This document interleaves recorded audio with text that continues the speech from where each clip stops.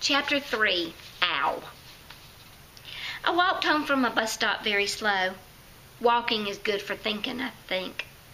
Talking is good for thinking, too. I just wasn't sure I wasn't the first one, that's all, I said to just myself. I wish the other children in room 1 were losing their teeth, too. Then all of us would look toothless together, and no one would throw fruit. I did a big breath at me. Yeah, only that is the dumbest thing I ever heard of, I said, 'cause you can't make other children have loose teeth, Junie B. I rolled my eyes. Yeah, only I already know that, Junie B, I said, but I really don't want to be first, and so why can't my tooth just stay in my mouth a little bit longer?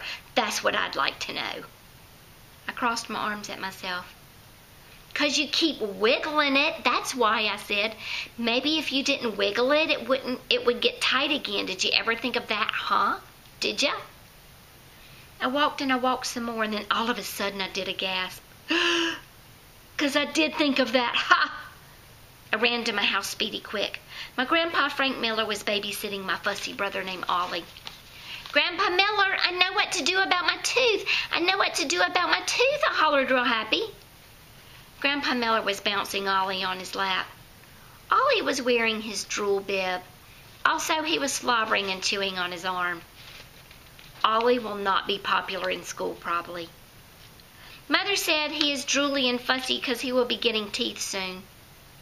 She's kidding herself, I think. Just then, Ollie started to cry. Grandpa Miller looked weary of that boy. I took Ollie away from him. Don't worry, Grandpa, I know how to calm this baby down, I said. After that, I patted Ollie's back very nice.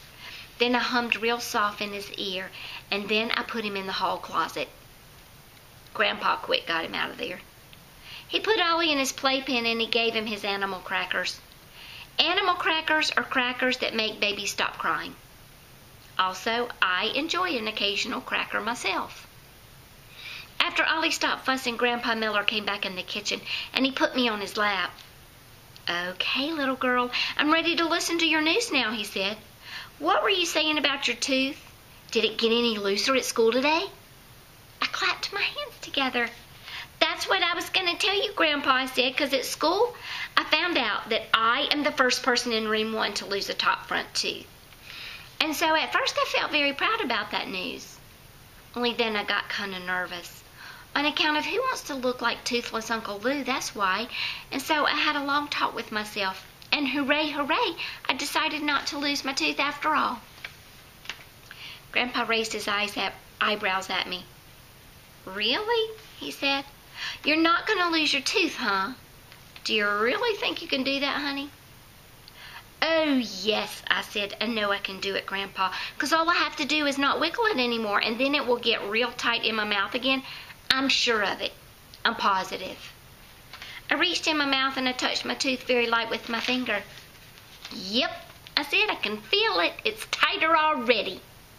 I opened my mouth and I pointed. See it, Grandpa? See how tight it's getting? Grandpa Miller squinted his eyes. Gee, honey, I don't know, he said. It still looks pretty loose to me. Then, without even asking, he reached in my mouth and he started to wiggle it. No, I yelled, no.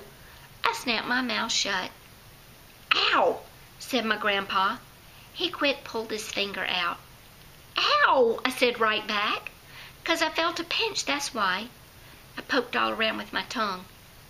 Something did not feel right in there. My heart started to pound very fast, and I held my breath, and I opened my mouth kind of sickish. And I spit my tooth right out into my hand.